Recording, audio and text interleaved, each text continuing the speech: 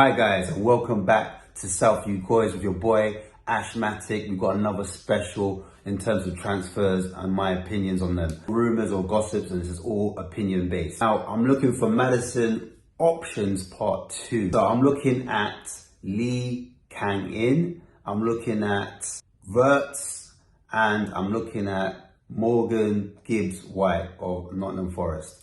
So these are the 3 players I've decided to look at. They're all 10s in their own right. All have slightly different attributes, but what separates them, what player should we go for? I'm looking at a lot of data and a lot of statistics. So if that's your bag, then stick around. But also, I believe that it's not about just looking at the data or the underlying stats. You should also have the eye test as well. So I know lately we've been linked with trying to create our own database in terms of stats and using that to kind of identify players.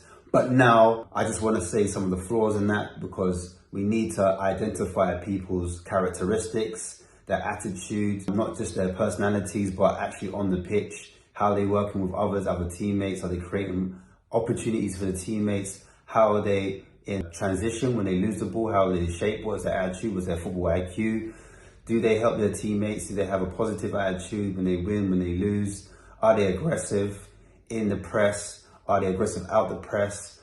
Just those type of things that we need to kind of monitor a little bit closer with your eyes. I know you can do a lot with positioning with stats, so that can tell you what with the new Opta data that's available. But in terms of like them getting along with players and just fitting into a team, because remember, football is a team sport. So we need to know all of these things, but especially attacking and especially defensively, how do they react on the ball? How do they react with others? How much experience do they have? How young are they? How old are they? Do you know what I mean? What have they experienced as a footballer as well? Because a lot of these players are young, but they might have had 2 or 3 clubs already. Why is that? Why do they have 2 or 3 clubs already? Were they at a youth level? Have they played at an international level? How do they act when they're not on the bench to when they are playing on the pitch?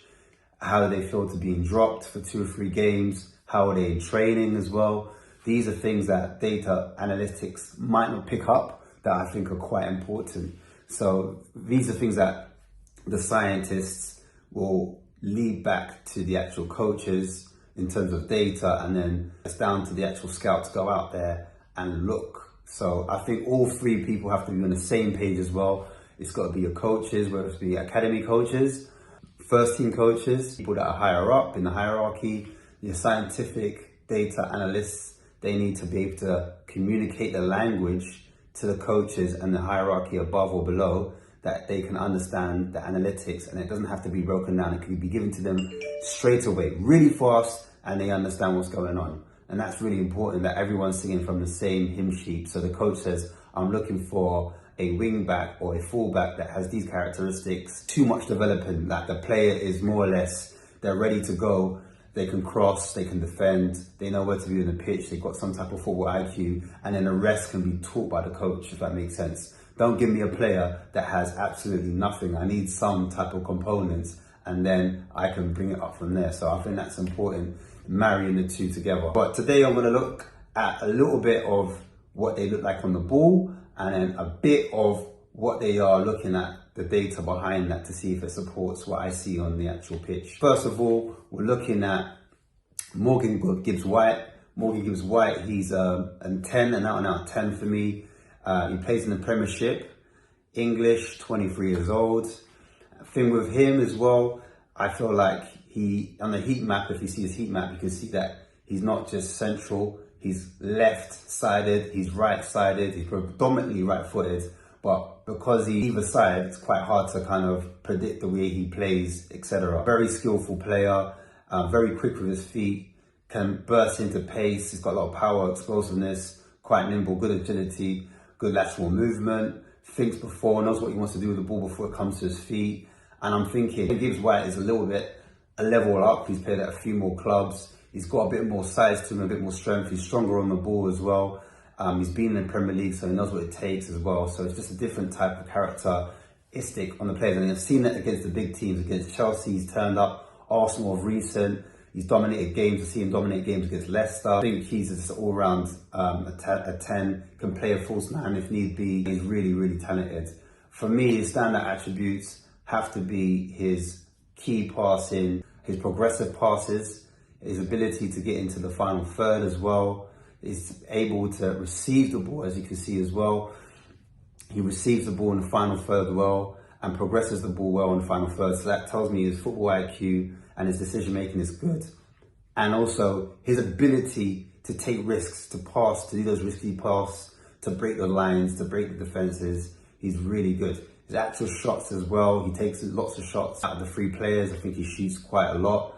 So he's got more of a chance to score those goals. All around, as a 10, he just looks like a fit. Age profile just proves that as well. He's got a higher ceiling. So with the right coach, who's to say he can't get any better? The player is definitely destined for a top 6. Whether it's this transfer window or the next, we'll see.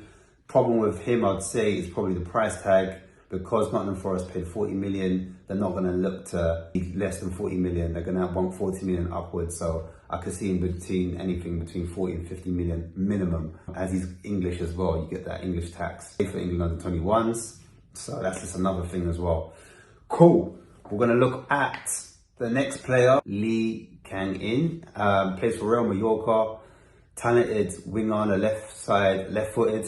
He loves the left side predominantly, but can play in the central areas, links up with his teammates. I see him making little triangles, makes little runs.